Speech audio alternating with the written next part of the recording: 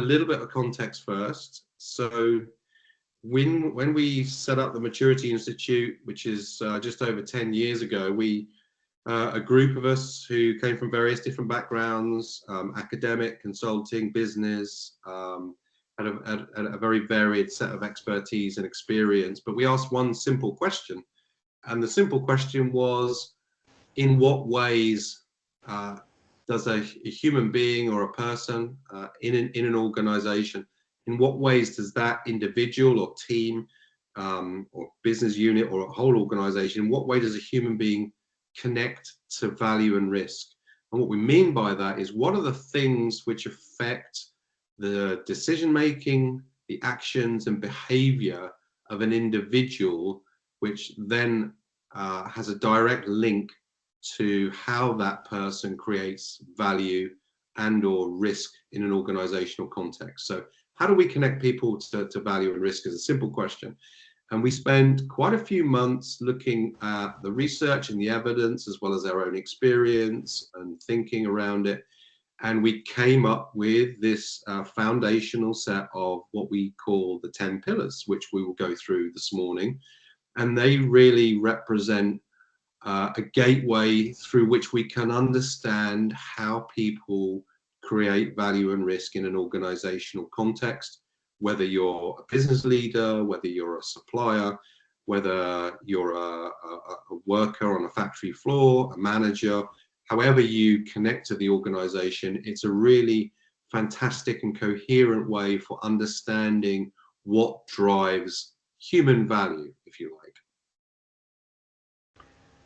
And so could you just give us a quick rundown then of those 10 pillars?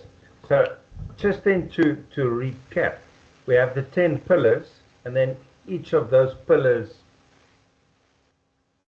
consists of various aspects which we are measuring with the OM index.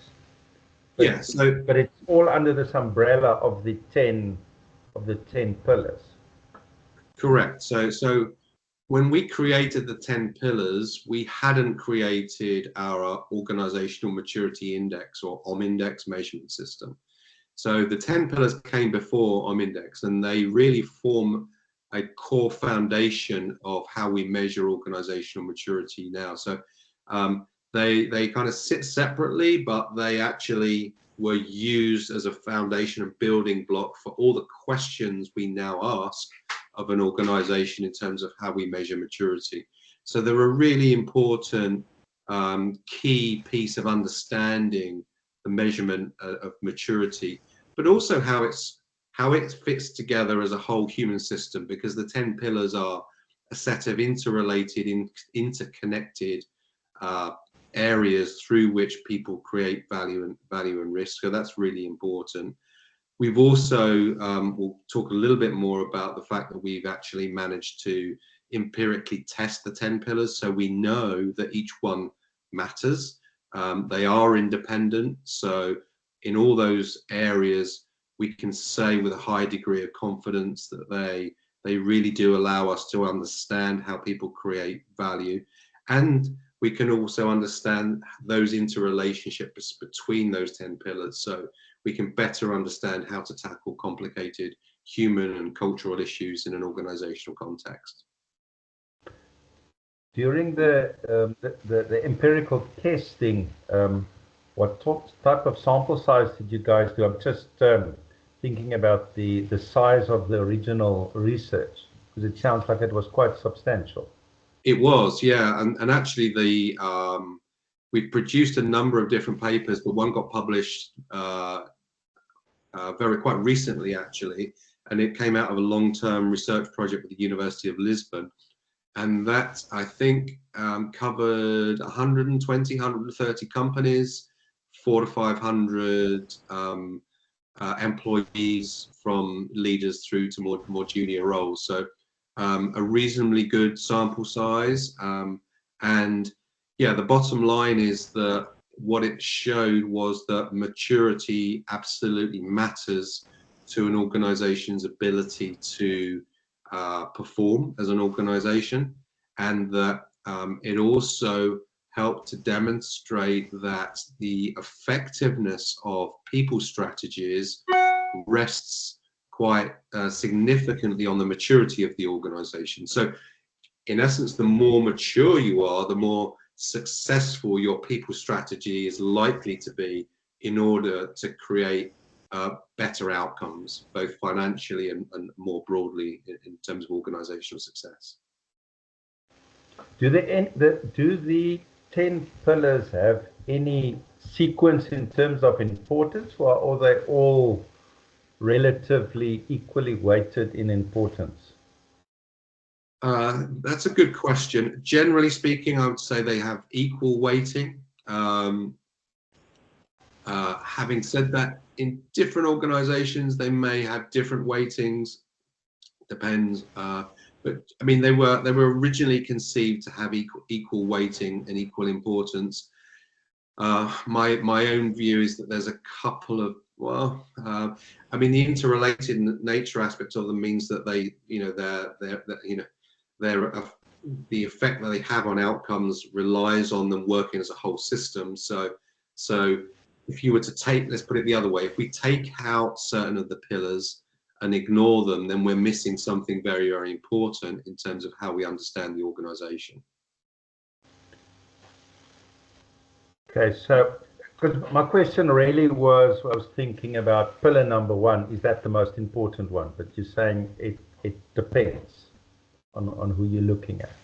Yeah, so yeah, we did design them from 1 to 10 in terms of importance.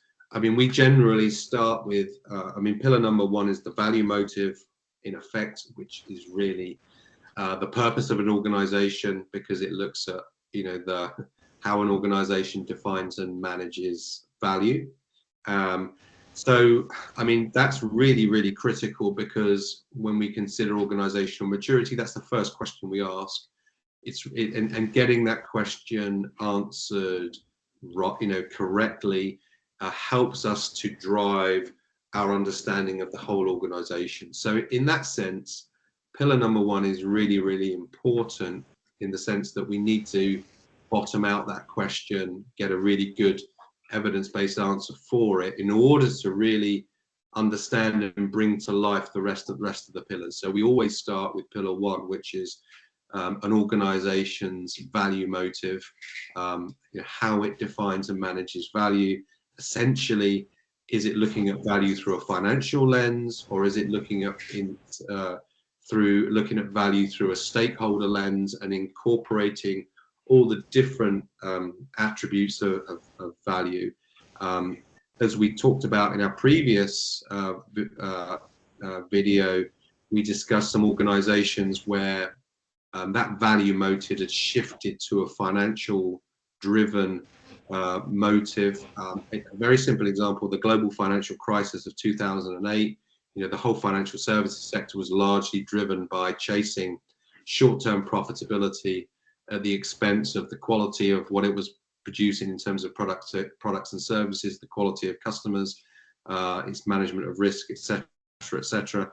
And through that lens, we can really see how a skewed value motive can create very bad outcomes, and very bad outcomes in terms of human actions and behaviors that fundamentally can cause, extremely bad outcomes for organizations themselves and society as a whole. Yeah, I was thinking, now that you were talking, it's like the human body. Obviously, the heart and the brain is kind of the most important, because without them, the person dies. But if I'm running a race without a leg, I'm not going to be able to run as well. But so the heart and the brain is very important, but you do need the leg. So it gives you that whole holistic. It's a holistic approach, not a linear approach. Okay. No, thanks for that, Stuart. Exactly. That's so a let's brilliant. start in with the 10 pillars. Sorry, Stuart. No, that's a really good analogy. The idea of, the whole human system, in terms of how we view human health. That's very much how we're looking at the organization through a human lens, and the fact that there are a number of interrelated, organs and systems, and that create healthy outcomes. And as you're quite right to say, you know, our value, motive, our purpose, maybe that might be our heart, but we've got to consider what's in our blood, the strength of our lungs.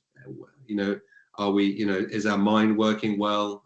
Are we physically and mentally, you know, fit for purpose and being able to do a job? So it's an important, and it's an analogy we've always used. I think it might be of value if we draw up a human anatomy and sort of put the 10 pillars overlay it on the human body. Be a nice teaching tool. That'll be an interesting exercise for sure. Yeah. So you've started off there with the value motive. So that's pillar number 1. So let's unpack that a bit. Yeah. So so the value motive, as I said, is how does an organization define and manage value? And as we have talked a little bit about before, that value is the first thing we teach from a Maturity Institute perspective. Overall, we see value as an interrelated set of 5 factors: output, revenue, cost, quality, and impact.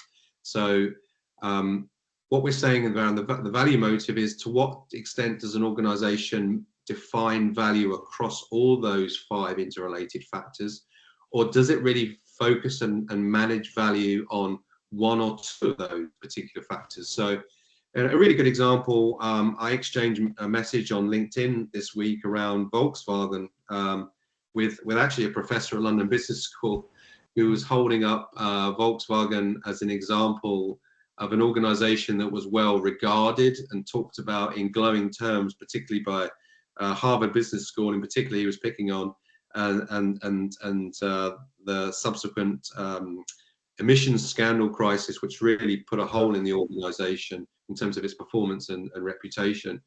And I pointed out to the professor that Volkswagen's problem fundamentally were caused by a skewed value motive.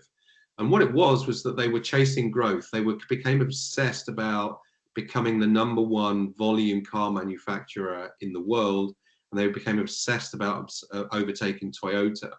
And that obsession became so pervasive in the organization that it drove people to behave and act in a way where they needed to make sure their cars were being sold and they were getting the volume of cars out into the market. And of course, if you had a car that was potentially falling foul of emissions rules in the US, and you needed those cars because you were being driven to hit targets, then you know, here was a direct link between what the organization was telling you had to achieve, and then suddenly it explains why people were willing to create systems to cheat the regulators to ensure those cars got out into the market. And that's well documented now, but it shows us a really nice example of how the value motive, if you end up being skewed around one particular aspect of it, it can drive very bad outcomes, and it creates very serious human related risk.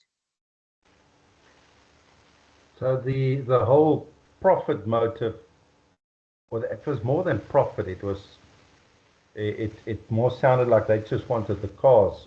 Even that number was driving potentially wrong behavior, because they weren't necessarily making profit by selling so many cars. They just wanted the number. Correct. And actually, it was a value motive which had caused problems at Toyota and General Motors many years before. And it was well documented that Toyota had problems with some of their suppliers and airbags in the US, actually. And the chair of Toyota publicly went out and said, we were focused too much on growth. We became so focused on growth, we lost sight that we are all about quality as an organization, and we lost sight of quality, which meant that our cars became defective, and we had to recall a very, very large amount of cars in the early 2000s. Similar issue at General Motors. So you know, the warning signs were there, but Volkswagen didn't heed them. And you're right, they weren't chasing profits per se, they were chasing volume. They were chasing the status of being the #1 volume car manufacturer in the world. and that obsession caused people to behave and act in a way which created an emissions scandal, and you know, we're now sort of 9 years down the line, and Volkswagen is still suffering from that today. Yeah. Just out of interest, I don't recall how high up that scandal went. That's a really good question. I don't think anybody went to jail from the executive board.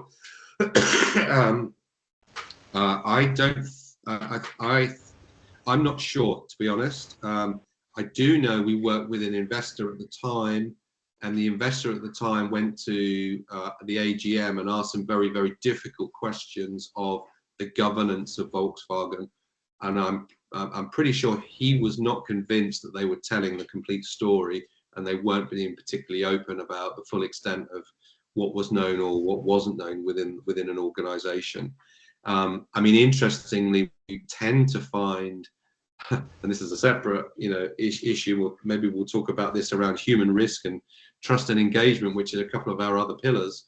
But the reality of when these scandals tend to hit is that the board and management of an organization tends to try and distance itself from these things, tries to suggest that these are isolated rogue employees, they don't represent the true organization, etc., etc. Time and time again, when human risk manifests in this way, what you tend to find is that you know, boards and C-suites tend to not want to make themselves truly accountable for them.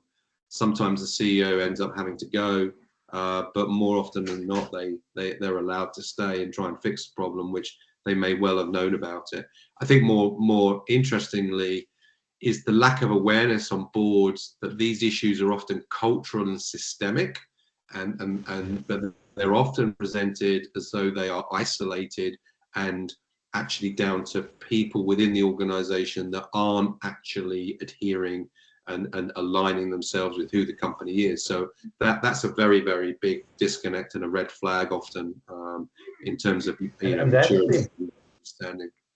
And that's actually the more important point. If they don't know, if they did know about it, then obviously that's a problem, and those people need to either go to jail or get fired. But if the mostly, I would like to believe, is that the C-suite is not aware, but that's not an excuse in terms of the management and the way to approach it in a holistic, mature fashion.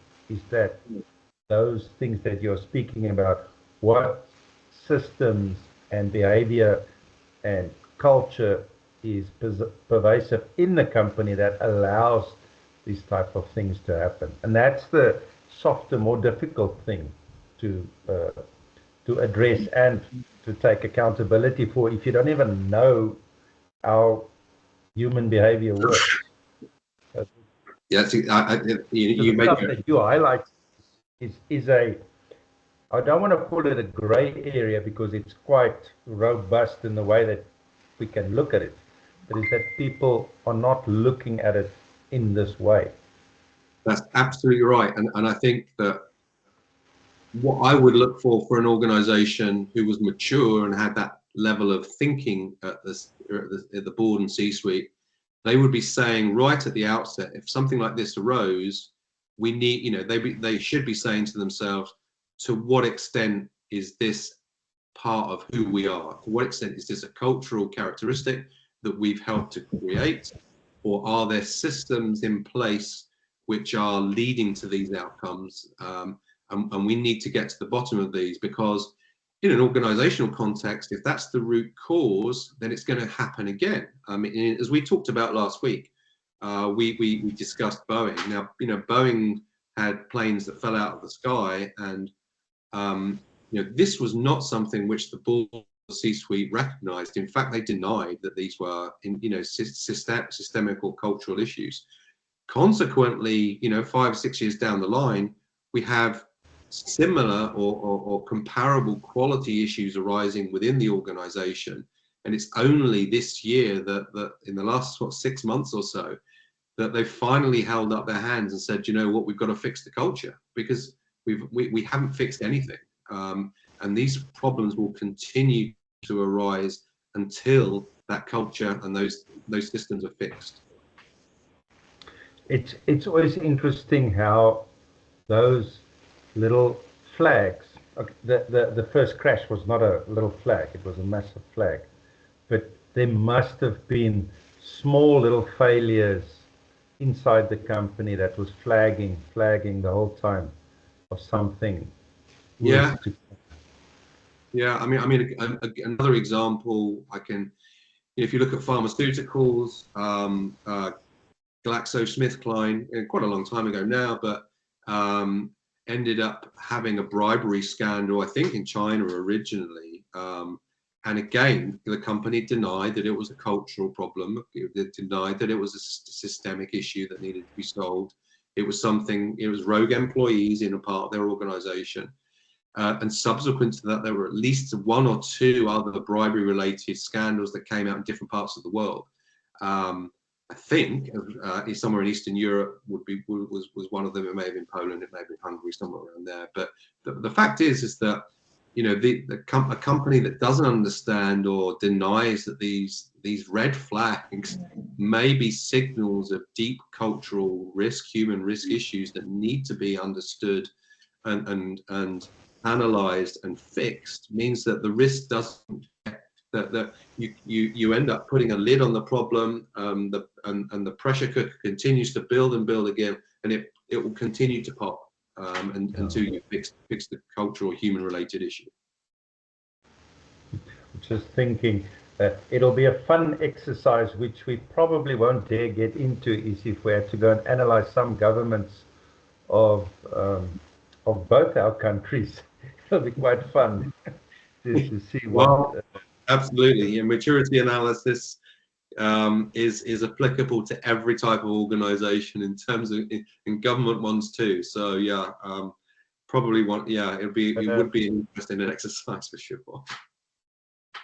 Yeah, but we got better things to do than wade into that little snake pit. All right. So the value motive is number one. Number two, I'm sitting here with your with the Mature Corporation. I'm on blur, so you can't see it. Which is the book that covers all everything that we're talking about. I think, Stuart, we need to add the link to the for viewers to actually purchase these books, which is added in the link below.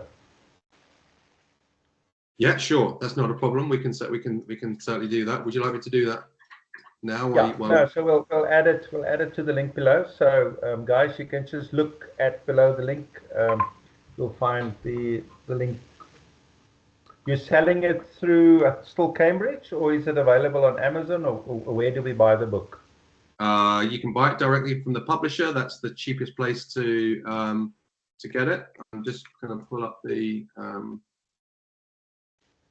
Just going to pull up. No, we don't have to do it now. Okay. Yeah, so we'll put it there below. Okay, that's fine. And I think, Stuart, I'm going to just edit this piece out where we actually talk about this. Right, okay. So I'll just put it in the link below, and we'll just tell the viewers, get it at the link below. Sounds good. 101. Okay. So the second pillar then is human capital ethos. Yeah. The organization's view of its people. So are we an asset? Everyone says we're the most important asset, but we're the first to go when the company runs into trouble. So yeah, speak to me from a more formal view of this pillar. Yeah, well, I mean, you've summed it up quite nicely, really, which is, you know, does the organization view its people, all its human capital, all the people that connect to it, as a true source of sustained value, and therefore if everybody that connects with the organization is viewed as a sustained source of value, we need to manage those relationships, manage all that human capital in a way which realizes that value. Or, as you've said, are people managed as a cost of doing business, really? You know, and we find this time and time again that organizations will tell the world how important their people are, how human beings are their greatest asset. And the reality is, you know, when crunch hits, when downtimes hit, when challenges come to bear, you know, their layoffs happen really quickly and easily. People are shedded from the organization, you know, very quickly. Often the process is really badly done. Often it's financially driven, and that's really the key. Is, you know, are these actions and behaviors driven through a mature human value lens, or are they driven because of chasing short-term cost reductions, for example? And that really does give us a really big signal that actually human beings are still treated as a cost of doing business. And why is that important? Well, if the top of the organization reverts to that management of people as a cost of doing business, then fundamentally they're still not seeing their people as sources of value. And consequently, you know, the management of people as a cost tends to give rise to a sense of exploiting people, sweating assets, not really understanding the full value they could get from everybody that lies within an organization. And so, you know, those signals are really, really important, because you know, it tells us something about the mindset at the top of the organization. It's the human value ethos, or human ethos, which is really the mindset at the top of the organization. You know, do boards, C-suites, does the CEO really believe that everybody is the source of value and should be managed as such? Or is that really more rhetoric than reality? And if we can get a good understanding of that, that helps us to understand the maturity of the organization, particularly from a leadership perspective. The other thing that's just come to mind is, if we truly believe people are our greatest asset, when you are purchasing a property as an asset, when you're purchasing a vehicle as an asset, you do your research, you compare, you put a lot of effort in, and you also decide, do I really need this asset or not? And I think that the mistake comes from companies. We can't say that it's fundamentally wrong to restructure and retrench.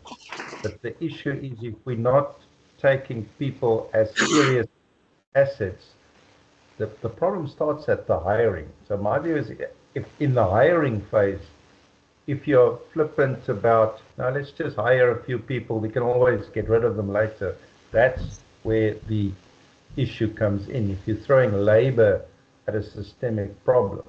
So a mature company makes sure about the hiring process, hiring the right people. Rather hire nobody if you can't find the right person, and take your time and make sure that this hiring decision is truly needed. I manager who told me his first job as a recently graduated, he just came out of grad school, and his first assignment was to do a retrenchment of a bunch of people. And this affected him so much that he was like, we thought he was like the worst when it came to hiring, because he used to, it appeared like he couldn't make up his mind, or he was always finding reasons not to employ. But then after I got to know him, he actually told me that the reason why he's like that is because he went through the trauma of having to retrench people. So he felt it deeply, that it was his purpose to make really sure that he's hiring the right people and the right amount of people, to prevent himself ever having to be in a situation where he's forced to retrench. I think that's the right approach. But we don't have to all go through that trauma to actually realize but it is actually in a in in a way preventable, but not always. But there are, if you are rushing into things, we can call it preventable. But COVID hits, things happen, and in those cases, it's not preventable. But that's not what we're talking about. No, what you say is absolutely spot on. Mature firms, understand and want a relationship with their people which is truly long term. So I'll give you an example. Walmart and Costco in the US, maybe a few years ago now, Walmart was found to have a huge amounts of temporary staff, and they had real problems stocking shelves. I think it may well have been in the pandemic, and Costco didn't. And there was a comment from their chief exec saying, Walmart got rid of all these temp staff, contingent workers, didn't have a long-term relationship, just got rid of them very quickly, and then suddenly found they didn't have the people to stock shelves, and their retail outlets were not serving their customers. Costco didn't have that problem. And the CEO said at the time, didn't criticize Walmart, but essentially said, our approach is that we want a long-term relationship with our people. It was conveying a sense of maturity to what you were saying, which is we hire people, we expect them to be with the organization for a very long period of time, and we don't expect to have to let them go. And generally speaking, mature organizations, one, they realize more value from their people. They also they're managing their organization super well. So layoffs, redundancy is very much a last point of it's the last thing that they possibly want to do in order to they don't want to do it. I mean, often mature firms will try and redeploy staff internally. Sometimes they'll redeploy staff externally. So they'll try and find homes for people. That's the extent to which they want to maintain a really positive value relationship with every one of their people. They know that layoffs are damaging. And this is what we find is that immature organizations hire lots of people, hit a down, the cycle, hit a downturn, shed loads of people. And what you tend to find is that layoffs aren't just one-off events. They often happen in cycles because immature organizations don't understand the value impact of getting rid of people, right? The impact on people that walk out the door and they may have a bad taste in their mouth, the existing workforce with low morale, survivor guilt, disruption to teams, all they've been treated as, and what you said was really important, is that at leadership, they often feel that people are easily replaceable. And this is a myth, right? People aren't easily replaceable. You can hire and fire people, but that process itself is highly disruptive, and that value impact is not well understood by C-suites, particularly CEOs and CFOs, who only see that through people as a cost. They don't see that wider value impact that some person brings to an organization. I got a fun example, no, not a fun example, a real example. One of the first companies I worked for, they had for 10 years in a row a retrenchment cycle every single year. Now what happened by the time I joined them is everyone was hanging around at the office 7 at night and back in the office at 6, 7 in the morning. And what has started to evolve is the culture became that the guy who leaves first is going to be first up for the chopping block with the next retrenchment cycle. So everyone was doing nothing the whole day so that between 5 and 7, up or 7, they can be really working hard at their desks. Yeah. It was the weirdest thing to observe as a fresh outsider, how this trauma of 10 years of retrenchment affected senior staff. And this wasn't the youngsters. These are the old guard, and the senior managers were behaving in that way because of this warped sense of why you're actually at work. It was. Yeah. No. I mean, it's fascinating because it starts to show the warped and skewed outcomes you get when you're managing people as a cost, you're managing how much they do rather than the value that they bring to an organization. And as you say, it creates strange outcomes. So, right now we're seeing post-pandemic a move to bring people back into the office. Traditionally, viewpoint is you need to be in the office and be seen to be in the office. And a lot of conventional leaders struggle with not having people in the office, and it perpetuates this idea that you can only be doing work when you're physically in the office and at the desk. Now, I would argue that there is a balance to be had, and you need to understand there's a lot more nuance in whether people should be physically present or whether they work remotely. But often it's reduced into very binary management techniques. You're either in the office or you aren't. If you're not in the office, then we're going to fire you. And when it gets that binary, that that's immature. That you're going to create strange outcomes, like you said. We know that people play games and use certain software to show that they're logged in on the systems. That if your thinking is binary and very simplistic, people will start to game around that. And your example is a really good one of how actions and behaviors start to be produced to game an environment in which they think they're playing a game to make sure they keep a job. And no one wins in that context in the long run.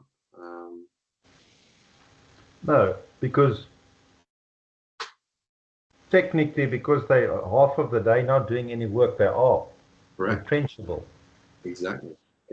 So you've got an environment where people are just treading water during the day, being productive at certain points, being seen to be productive at certain points, because that's when they think they're going to, tick the boxes of management to say these are the kind of people we want to keep.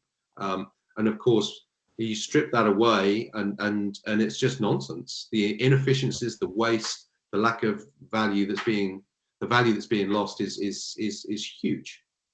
Because I can remember the plant engineer, he used to say, he's not into this nonsense. He's living at 5 every day. And he was not popular. So he was frowned upon.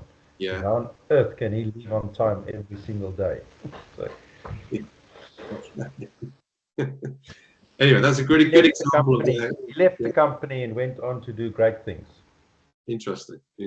So, human ethos gone wrong. There you go. Very good. The whole system. The pillar number 3. Yeah. I'm reading here, the pillar considers the overall level of integration between purpose, strategy, and design. So expand on that. Yeah. So very simply, the very best organizations understand themselves as a whole system, particularly a whole human system. And I'll give you a quote from a CEO. So one of our exemplar firms is Handelsbanken, and one of the previous CEOs was interviewed by the Financial Times. Anders Boven, I think his name, was since retired. And the Financial Times said, "What do you do? What do you do every day?" And he says, "I do my knitting." And the article went on to explain what on earth did he mean by knitting. And he didn't obviously mean, the physical job of knitting garments. What he meant was every day he worked on knitting the organization together as a human organization. So his whole job was about ensuring that the organization was managing itself as a whole human system and was truly integrating itself in terms of culture, in terms of systems, in terms of human relationships. And he understood that the more he did that, the more value he would create as a CEO. I'll give you another example. In banking, Santander, Anna Botan, who was the daughter of the previous chair, family-owned, Santander's family-owned historically, when she took over the bank, she made a big deal of saying that they've been on a massive acquisition spree, like many of the global banks. And she said, what we need to concentrate on now is building relationships between our organization, particularly between the headquarters in Madrid and the various subsidiary organizations they had around the world. And what she recognized was that they built a federation of different banks around the world. And one, there was value being lost, but also there was a lot of risk that was probably unknown at the time within that bank as a consequence. And what you tend to find is that organizations that are mature and have tended to grow organically understand that whole human system better than those that chase the strategy of mergers and acquisitions. And often you find one of the reasons why mergers and acquisitions don't succeed in the way that investors like them think they might, or the chief exec and the rest of the management team think they might, is that organizations don't fit into the system. They butt up against each other. And you see that time and time again, is that lots of organizations talk about being one organization or one brand or one firm.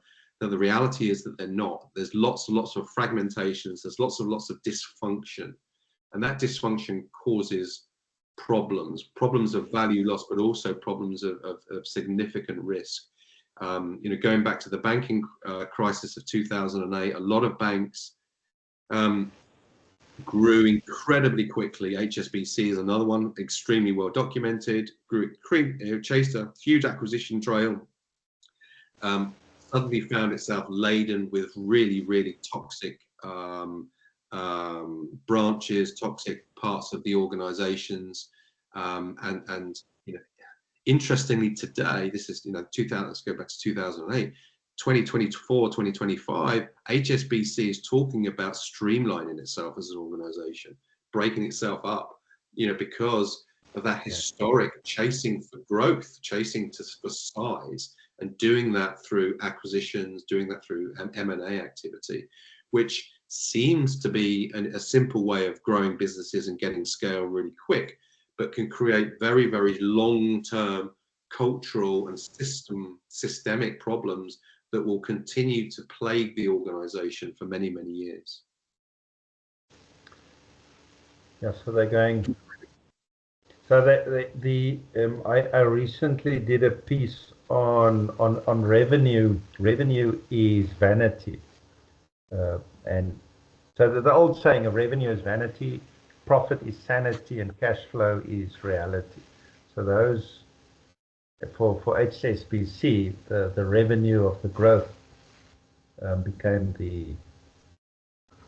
I don't know what but it is often just, if we want to grow for the sake of growing. Correct. Yeah, and it's I mean, how would you, Stuart, how would you reconcile the whole aspect of growth? Because growth is needed for organization, but how do you knit that back into the value, the whole value motive? Yeah, and I think the point is that we growth or output or growing the business is a critical part of increasing the value of an organization, particularly for younger organizations, startup organizations, those that are trying to build scale. We shouldn't shy away from the idea that growth is in some way bad in that sense. The reality of many organizations, we'll take the car industry, for example. The car industry can't, in terms of cars, probably for the last 10 years, Toyota have made about 10 million cars.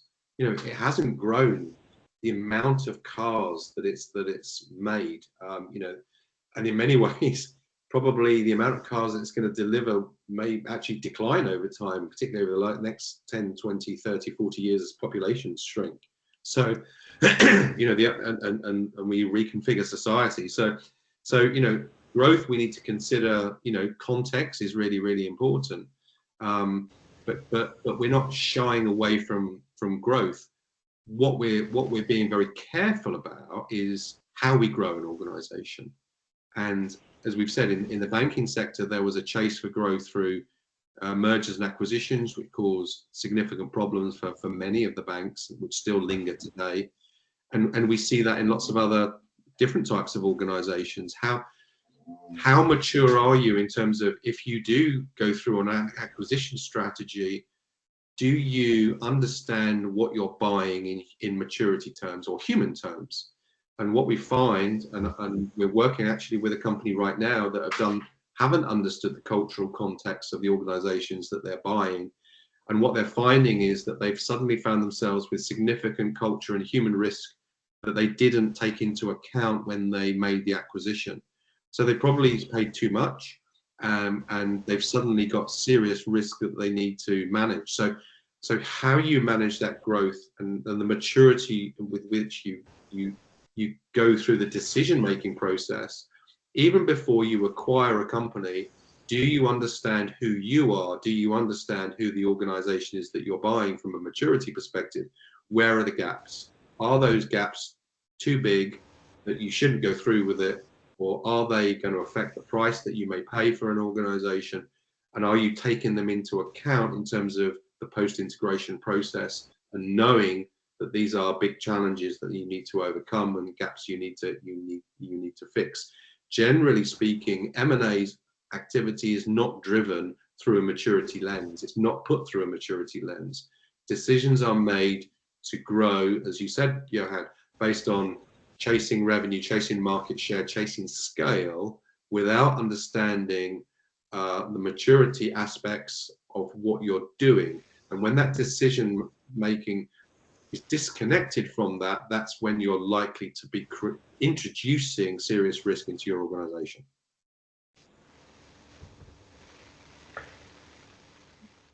So what would an organization stand to do as if you're sitting with two CEOs, they're going to go through a merger and acquisition. They are both mature, they understand this type of thinking. What would be that approach to do it briefly? Because obviously it's how long is a piece of string. But so what should be sort of the one or two things that CEOs should be looking out for at a merger? Yeah, it's a really important question. Generally speaking, a CEO should know the cultural context or the maturity of their own organization really, really well. So they should know who they are. Okay, that's the really important starting point. If we know who we are as a whole human system, if we know that really, really well at leadership level, then we can make much better decisions about the kind of organization that we may look to actually acquire. And I'll give you a positive example. My first career was within the accounting world, and there was lots of mergers between accounting firms. And the firm I worked for, Arthur Anderson, which doesn't exist anymore, was contemplating two mergers contemplating a merger, and it walked away from one because it said that our culture is too different. We're too different from this other organization. And it was a recognition, you might say good or bad in terms of the culture of that particular firm, but it was an explicit recognition that culturally, the firm was different from the company it was considering a merger with, and it walked away from that merger as a consequence of that. And that was a mature decision.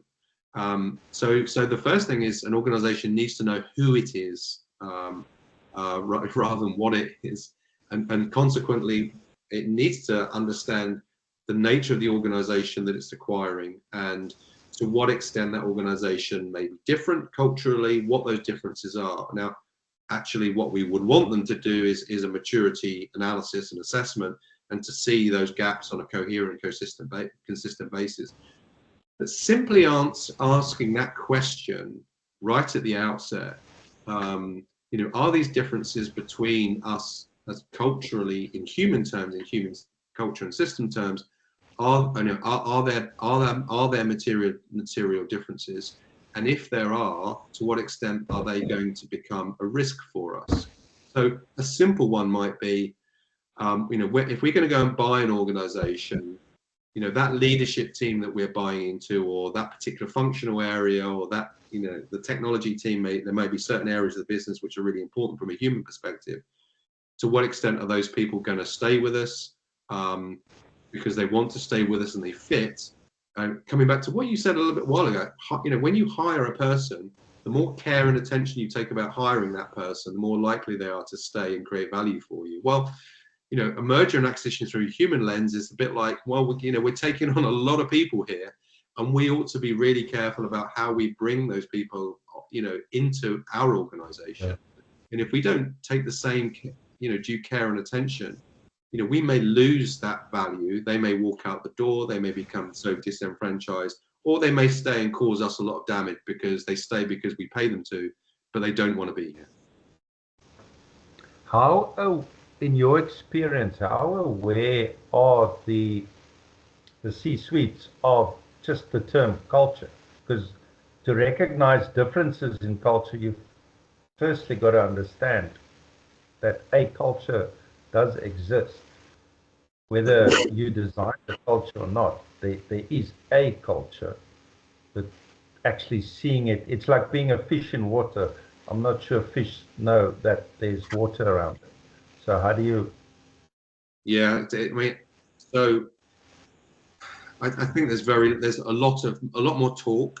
There's a lot more rhetoric. There's a lot more words talked about culture, but it's not particularly defined, not particularly even well defined by an organization. So, firstly, in terms of a C-suite, if you're talking about culture, how do you define it? What do you mean by it? Because if we look at it through a maturity lens, what we're talking about in terms of culture are all the human characteristics and traits which create an environment in which influence the way people act and behave and make decisions that affect value outcomes, right? So the culture as we seek to understand it are all those characteristics which affect human behavior fundamentally, and human behavior which is material to the value of an organization or material to the risk of an organization. Now, I rarely see any C-suite talk about culture in that kind of context. Our exemplar firms do. They understand that culture is fundamental to value, it's fundamental to the management of risk, and therefore they keep a very tight leash on managing all those key cultural characteristics which they see as fundamental to protecting the value of the organization. But in general, we don't see C-suites or boards have any sense of real understanding of culture in those terms. But the good news is, like you're saying, it's becoming more pervasive, and that the language is being spoken, and it'll probably be a bit more time until it becomes, and I think that's actually part of the Maturity Institute's mission, is to get people to discuss this topic a lot more because of its importance. Exactly, and so there's lots and lots of examples, but culture is probably seen still as quite a soft, ambiguous issue that we kind of understand, and increasingly, and I think this does talk to how the world has shifted and changed, is it increasingly, we are seeing greater understanding that corporate failures are understood through a cultural lens or a human lens, but also on the flip side, that human value is increasingly being understood. That that's part of our job, is to turn this soft, ambiguous notion of culture into something which is very hard and quantifiable. And when you turn it into something which is hard and quantifiable, it doesn't get ignored, because the magnitude of the impact of an unhealthy or toxic culture versus a healthy and a strong culture, the magnitude of that difference is so big that you can't ignore the evidence of the numbers involved. Great. So there's a whole lot more to say about that topic. Obviously, uh, there. So let's park the whole system there and talk about the next aspect, which is the organization needs to be learning all the time. So learning organization is the fourth pillar that defines a mature organization. Yeah.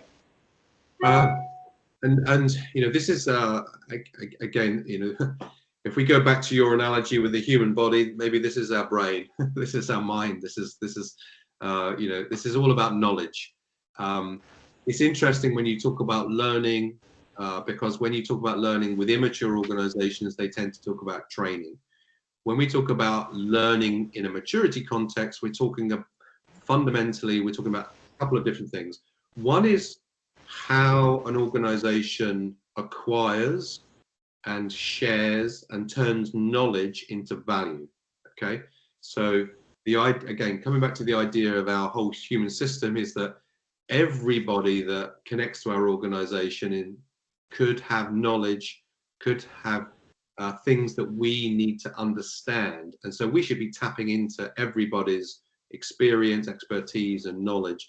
The more we have a system of learning where we capture that knowledge, we share it, and we turn it into value, the more we can succeed as an organization. So that's one aspect. So do we have a learning system which captures knowledge from all our stakeholders, all the human relationships we have?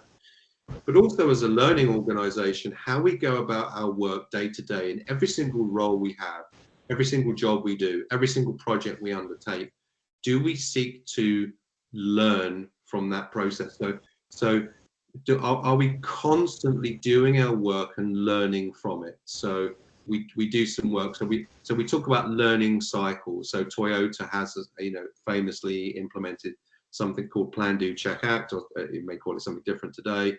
The Deming Institute, interesting, Deming, famous management guru from the US in the 20th century. Learning systems, learning cycles. So the learning organization, the pillar of learning, is all about both how we acquire and share knowledge for value across the whole system, but also how we approach our jobs day to day, and whether we learn from them, because we learn all the time. And equally, when we learn, the stuff that we learn, do we then share that? So, a simple example, if we're a hospital and one of our surgical teams has found a way of conducting a procedure which is safer, and that could be applied to every single one of the surgical teams within the hospital setting. Does that knowledge get captured? Does it get shared? Does it get disseminated and turned into something so the hospital improves? Equally, if we're in the UK and we're part of a system called the National Health System, does that learning get applied to every single hospital we have in the UK? I'd question whether that actually does happen effectively or happens as well as possible. But the point here is that in any organization, individuals could be learning something from their day-to-day job, from a project that they might do. Is that learning captured and then shared and then turned into something which improves the organization as a whole? And on the on the flip side, it's also the learning from failures, failing forward, making a certain mistake, and taking that information, whether it's and there the toxic environment sort of plays against that. If the environment is toxic, I'm not going to tell you about my mistake. But if there's a balanced culture in the company, I can share my mistake, because I believe others can learn from this to prevent doing something similar. And I think within the health system, there's probably a lot of that could go around, and not necessarily do go around, but that would be true for any organization. Yeah, it's really, really, really. I mean, it's so important, the idea that you're a learning culture or you're a learning organization as opposed to a blame-driven organization. And those organizations that don't seek to learn from things that go wrong and seek to apportion blame and often may fire people. And we know that there are plenty of those. They're creating toxic environments, and ultimately you're undermining the organization because you're stifling, you're constricting and stopping people from sharing concerns, sharing things, their own observations, sharing things that might be happening in an organization. And that's not taking away from accountability. People are accountable to do certain things. If you forgot to put in petrol in your car, you're still accountable if you go standing on the freeway. It's not those type of mistakes we are talking about. It's having a undetectable leak in the petrol tank, or the gauge is wrong on the petrol tank. That happened to me. I bought a little Beetle, and I bought it with a half tank of petrol, and I got stuck before I got home because the tank was empty when it shows a quarter. That's an honest mistake, but continuously running out of petrol and having to get towed in is not acceptable. But it's understanding the difference between the two is where I see a lot of organizations struggle. It's just, you mustn't run out of petrol. It's the driver's fault. But they're not going in deeper. Using that as a very simple example, but and the maturity of how and the different types of things that may go wrong, and the maturity of dealing with them. So, in a hospital setting, if a surgeon makes mistakes, which if that person makes a mistake and somebody else sees that mistake and it doesn't get reported, then the surgeon may end up causing damage to somebody else's life. The organization's got to be able to learn, and it may be that the surgeon may not be shouldn't be doing their job, as you're right. But equally, it may have been a simple mistake that anybody could have made, and therefore we try and learn from that, and we incorporate that into how we manage the next surgery. So it's approaching the whole thing in a very mature way, in the sense that if someone has made one or more mistakes, which mean that they're not able to do their job properly, then maybe they may need to do a different job, or do it somewhere else.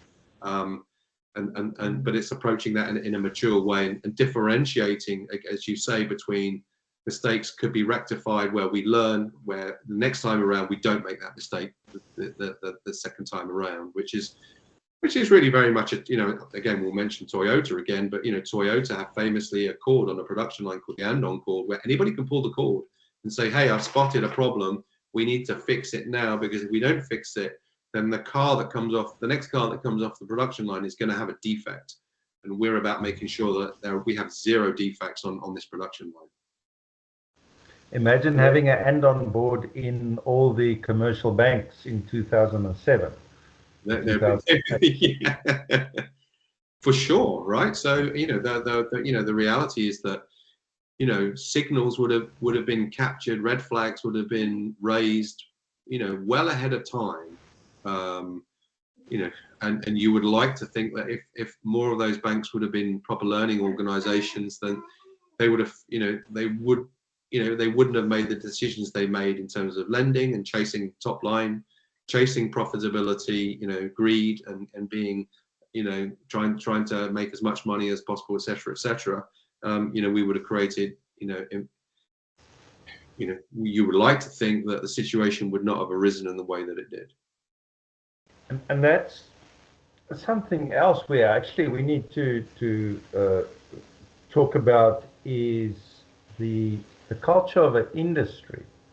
So culture is wider, can be wider than just a single organization, because the 2008 wasn't the cause of one company, it's the culture of a industry. But I think that's a topic for a different day. We're not going to be able to unpack that now. So that's the first 4 pillars of a mature organization. And